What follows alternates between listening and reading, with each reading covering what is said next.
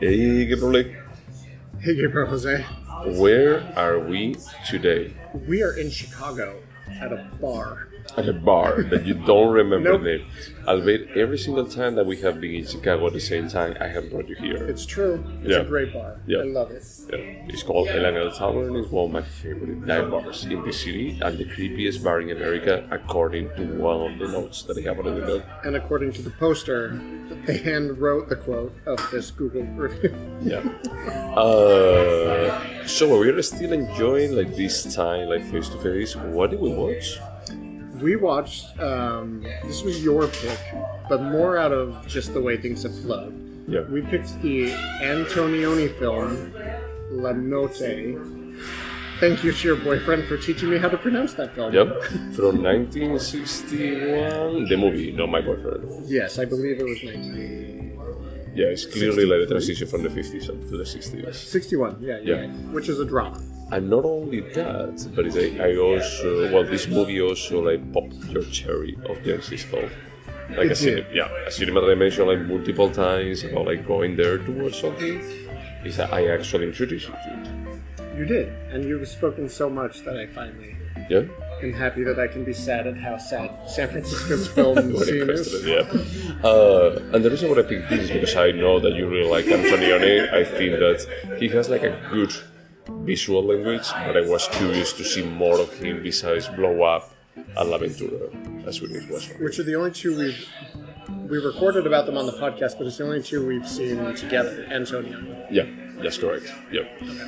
So it was not like really like, oh my god, this is like the movie that I really want to watch, but it was more of a, we check the calendar, this work, and we're going to be downtown at that point. So I had seen this movie one time in the past when I was going through my Antonioni phase in my mid-20s, but I haven't seen it since then. So maybe 2006, 7, somewhere in there. So it's been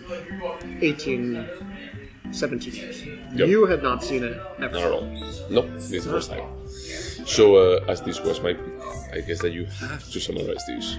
I do have to summarize this. This is a film essentially about a husband and wife whose marriage is ending slowly, and I wouldn't call it amicably, but they're both realizing that they don't. This marriage is not fulfilling each other's needs. And so the film starts out where the two of them are visiting a mutual friend in the hospital who's dying. I don't think they ever say it. No, I don't say of what's that.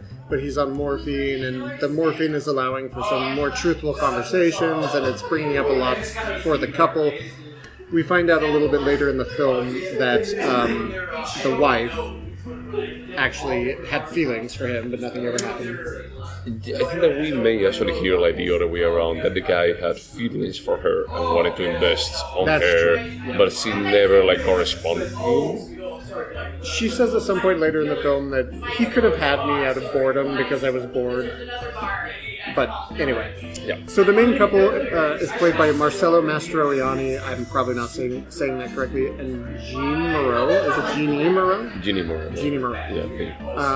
And so they start at the hospital. It's kind of devastating, and then they end up at a party for probably the elite social class of Milan at the time. The film takes place in Milan. Yeah.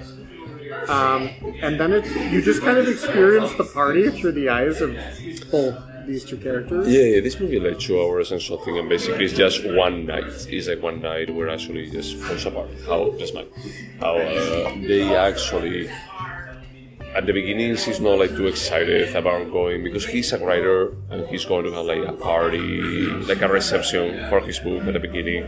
And he's a bit more of a, you don't have to come and you don't want to, but she said, no, let's do it. And then she started like insisting about like, hey, let's just go out and everything, and she's like just pulling for I want the night to continue.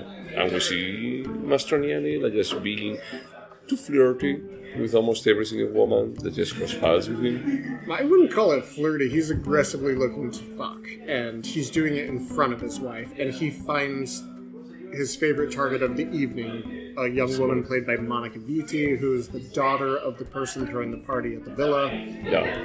And the wife watches them kiss, but I think she's hurt because he's her partner, but she doesn't love him anymore. No. And the party ends at some point, and so does the relationship. Yeah, we have like a closing scene of last 10 minutes when she actually just says, I don't love you anymore. Because I was afraid that the routine would actually kill us. It did.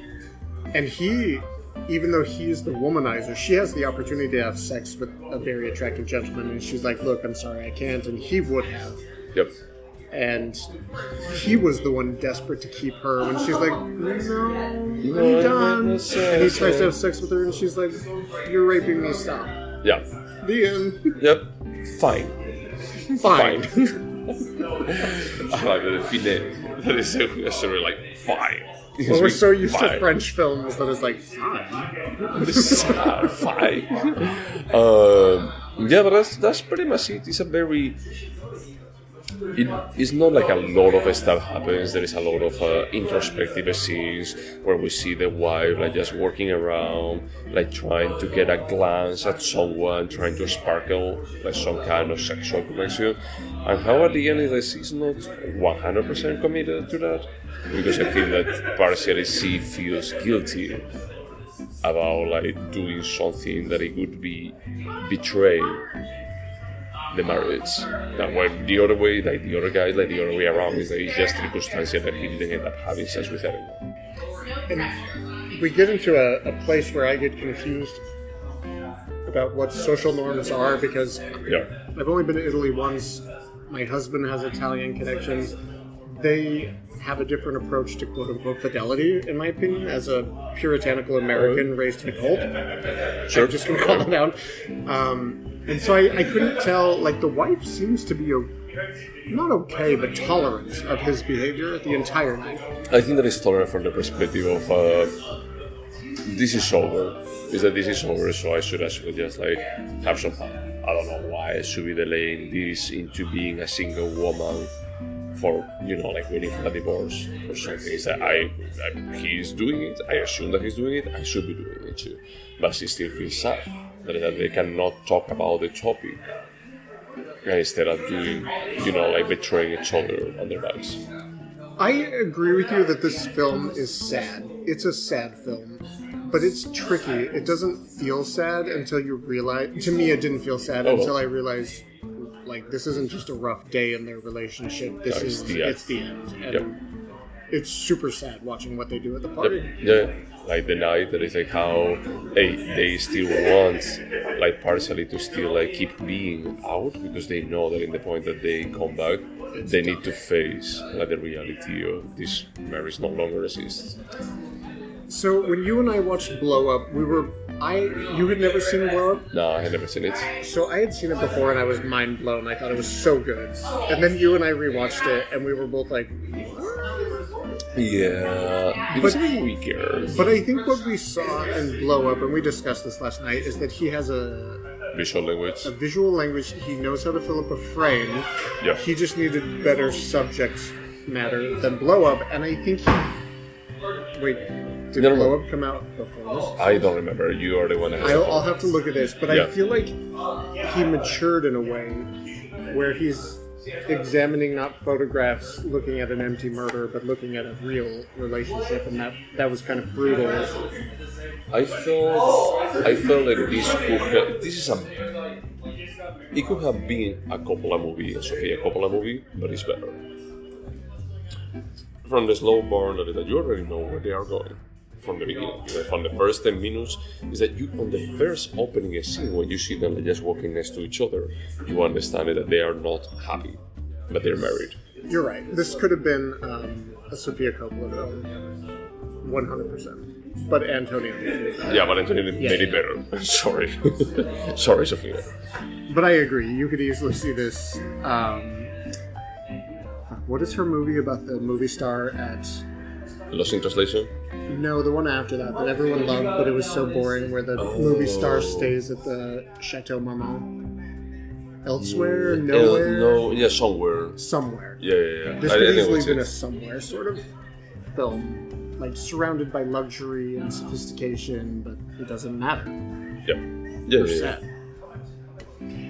The last. Did you think about Fellini while watching this? Did I think about what? About Fellini. I mean, Yes. just going with Mastroianni, but I felt like, hey, No. these are the Dolce Vita kind of style, but also I feel like when we were watching La Dolce Vita, is that they roll with that. And I was going to compare it to La Dolce Vita and Amarcord, and I was like, oh no, they're different. Well, I mean, they're different, but that's what I appreciate of this, is that they don't roll with what is that Dolce Vita, is that they actually go into, and below this, there is this sadness, that is like, we see like the woman like roaming the streets of Milan, like, trying to get some dick, basically, and it's pretty sad and disturbing. Yeah, I mean, it's brutally sad, and maybe the reason I was reminded of Fellini is because I do feel like Fellini's films harshly judge the upper class for being idle and existential, but vacuous at the same time. Yeah, maybe that's why. Here they're not really vacuous on that sense. It's just that there is a sadness. But I like the closing when he's explaining about, I was afraid that routine would kill us. And indeed, it's like we just got used to each other. That's an interesting point. I don't think the people were vacuous, but the experience of the party was vacuous because the two main characters were dealing with something so far outside, and I found that contrast really enjoyable. Yeah, I mean, the party was cool. The party that they had like a jazz band playing in there, Saturday had like a giant pool, everything starts to rain, and you see like people having fun and enjoying the experience, but that they are going through the worst point of their lives. And she has accepted it, but he hasn't. He's just like, well, we are unhappy, so whatever, I will fuck whatever. It's interesting because I spent most of the 2 hours pitying her, until I was really impressed by how quickly, I almost said Fellini, Antonioni made him look pathetic in the last 10 minutes. It made me so uncomfortable, and I was like, why was I pitying her? He's the desperate one. She's just like sad and sure of herself. She's just like using like the idea of, hey, I'm going to try to hunt for someone as a way of coping with what is happening around me, but it's like, I know the reality, I accept the reality. But she also seemed to have the emotional intelligence, like, I could fuck this guy. This isn't going to make me feel better. Let's go back to the party. And he was like, Monogamini, you're 20. Can I fuck you? Yeah. That's the part I was like super angry is at the end. And it's funny that they say we talk a bit more about like the end and the beginning. We don't talk about like what is in between, because it feels like a bit more of a slice of life. A bit more of a, hey, we are being voyeurs through what is going on. But it's like, it's not that it's that important. It's a bit more about like the resolution at the end. And I think I said this to you last night, but we were high. I'm trying, probably. That I felt like Antonioni wanted us to be a guest at this party.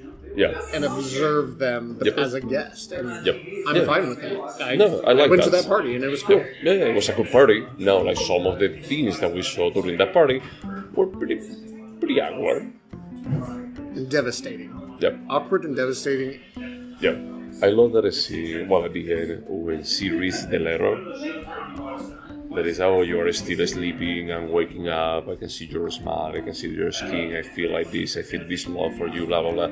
And he asks, like, who wrote that? Albeit he's a writer, so it's like, okay, this is a bit of a suspension of disbelief that I had to apply here. He's like, who wrote that? Who's the fucker that wrote that? He's like, it was you, the first night that we stayed together. On one hand, I was like, am I supposed to understand that he is an empty person that just, like, pays compliments to a woman until he sleeps with her and then he forgets? But then on the other hand, if your profession is writing, like, I can read shit I wrote 20 years ago, I don't recognize it. That's true, but we're talking about like something that you dedicated to the person that you end up with. Yeah, that's a good point. Is it probably you wrote stuff to Pablo? Filthy things. You recognize the style, at least, you know. Absolutely. So from that perspective, I just feel like, okay, this is a bit of a, I have to roll with what is the emotional impact that he wants to achieve, but I don't buy into it. And it bums me out because I feel like Mastroianni, the person, consistently took roles that make Italian men look like cheating bimbos.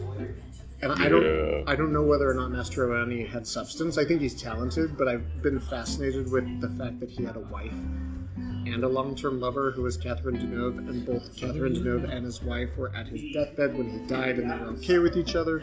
And this is why I have a hard time interpreting what happened at that party, because there's a different approach to marriage and fidelity in Italian culture. Okay. As I say this as an ugly American. Yeah. I don't know so much about Italian from Spain, and he said that could be weird. That would be like the kind of thing of you would be implicitly expecting from a man, but it wouldn't be okay that you actually did it.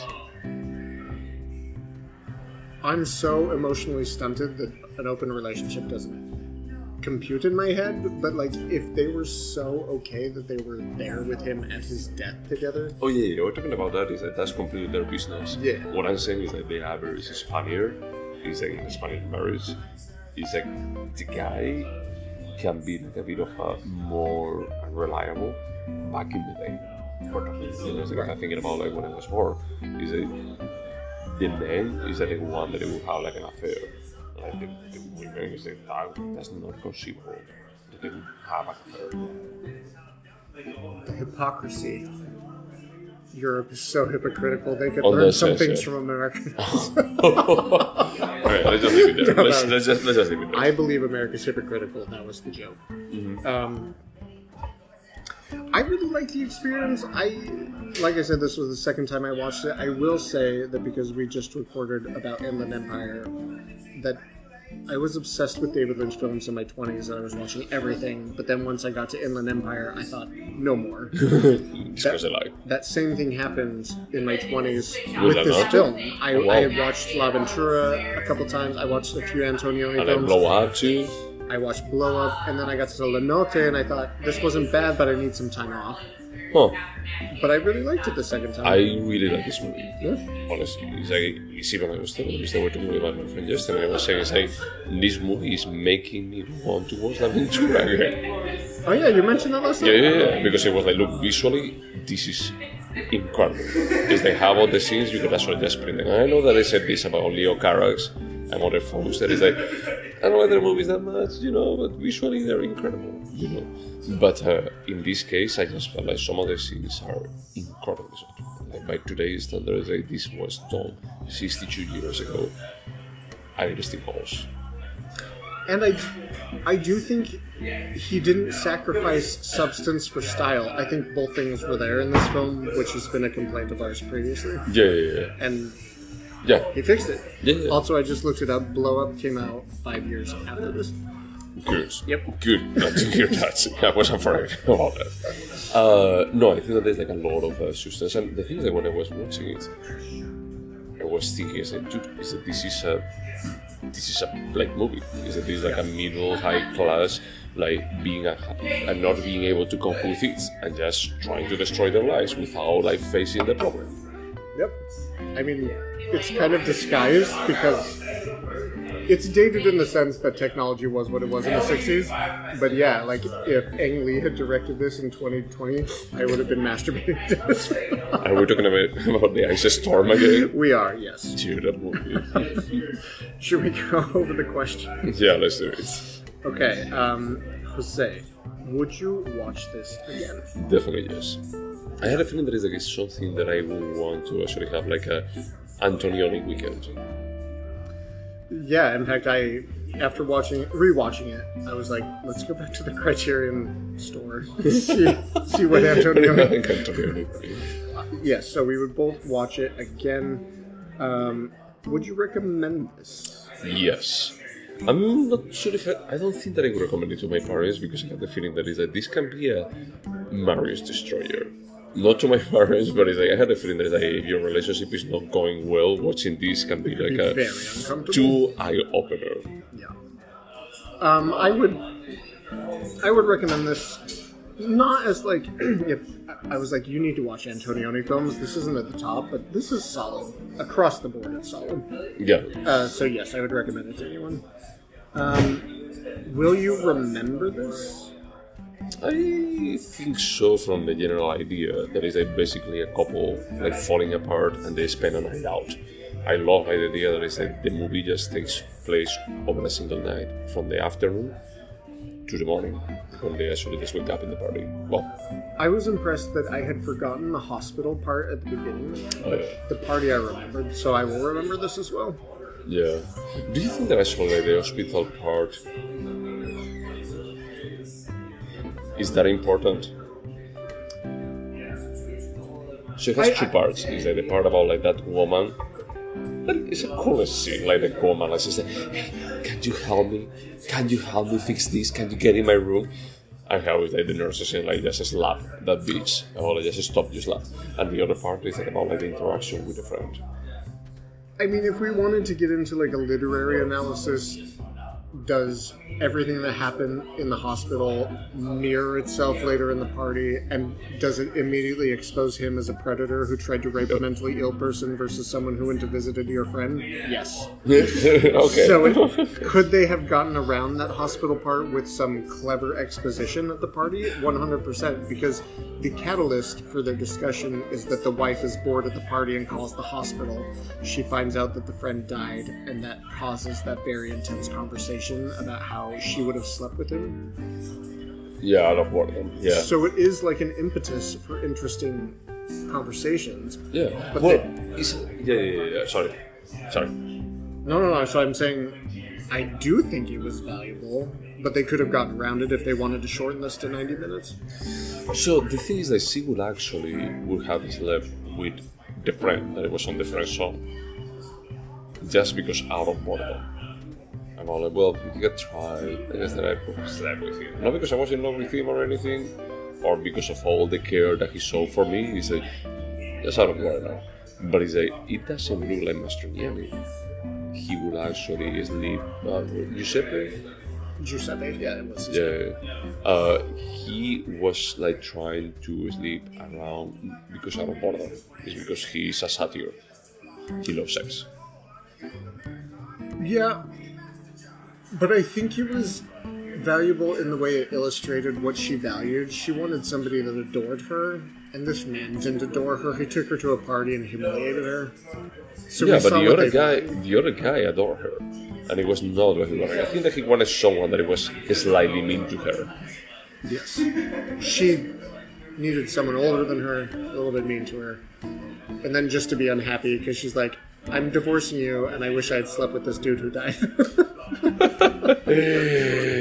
Yeah, maybe. I don't know. I mean, I feel like the characters were complex, you know. I don't know if I'm going to be able to remember all of the nuance. I just feel like it's like the high-level idea that is like we have a couple that their marriage is falling apart and they don't want to face the fact, and they need someone really close to them to die for actually evaluating what are they doing with their lives. I think that I will remember that part. Alright. So would you say there is anything artistic about this? Everything. Every single frame is like, there are like some scenes, like when he goes into the room of the mentally ill woman, and she's like against the white wall, and he walks. It's amazing how many scenes we see like from the back of the characters. That is like, we are looking not through their eyes, but like we're looking at them looking at something else. It's like it's not so much about like what they see, it's about like how we see them looking at something else. I felt like that this is visual language. This is like the kind of stuff that when they explain mise-en-scène and all the kind of classical stuff, is that Michelangelo Antonioni is that this guy is a master. We should watch L'Avventura. So L'Avventura is the film he did right before this. This was so that came out in 1960. This came out in 61. We should rewatch it. Only 1 year. Yeah.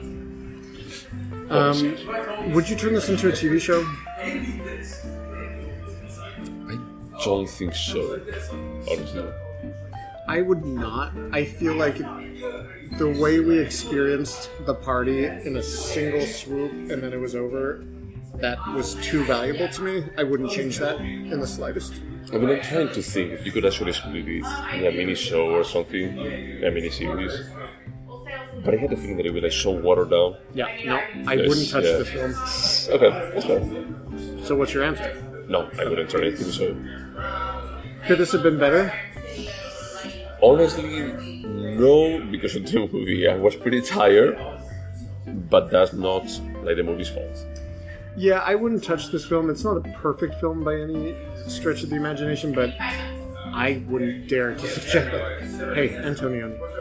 Yeah, well, I mean, with Blow Up, I think that I probably said that, this could have been better. What the fuck were you thinking, dude? It's not a perfect, it's not a 10, but I still think that with what he was trying to do, like this story, was surprisingly engaging. You know, like seeing like the woman like going through this neighborhood that they are like basically like the field and being engaged with that, I thought it was like amazingly done. Yeah, I agree. Yeah, so no, not touching anything. So could this have been a short then? I think that it could have been short. It could have been shorter. I don't complain about the length. I think the length is properly made, but I think that you could have reframed the movie into something shorter. Okay, I put down yes for you. For me, it's a no. No, but I don't. I wouldn't. If this would have been short or better. Could have been a short. Oh, there were short? two questions. You said you said no, it couldn't be better, right? It couldn't. And then could this have been a short? Yes, it could have been a short.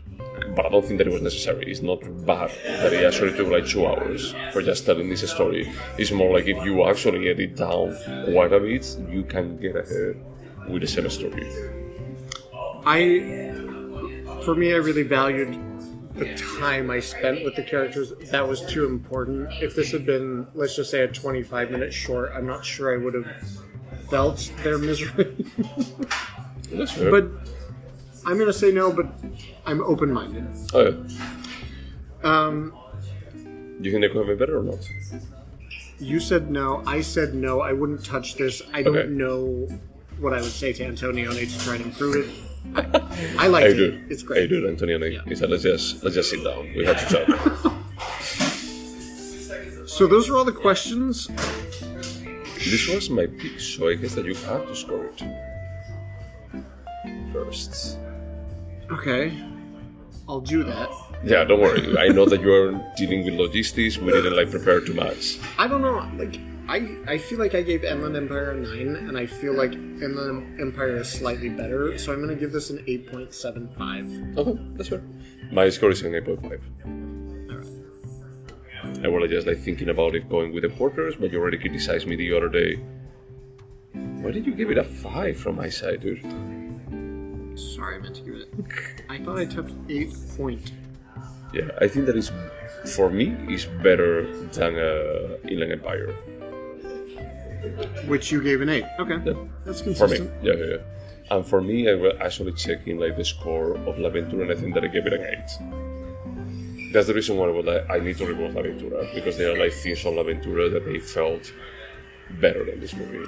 Visually. What did I give La Ventura? A perfect 10. Yep. Because it's a perfect film. Thank you. Sure. So, what are we watching next? So La Notte was a little bit of a surprise. Yep. A happy surprise, because we're both in Chicago. They were showing Antonioni. So I'm picking, as a follow-up to Inland Empire, My Stray Story. Inland Empire finished your David Lynch? Yep. God damn it. Inland Empire was the last of the David Lynch films you hadn't seen. Yep. The Stray Story is the last of the David Lynch films I haven't seen. So, yeah, looking forward to actually just seeing this and completing the picture for you too. Right. And anything else to say about Notte? This is a great bar, L&L Tavern. And to all of that audience there, if you're in Chicago, just come here. Otherwise, wash your hands. Bye.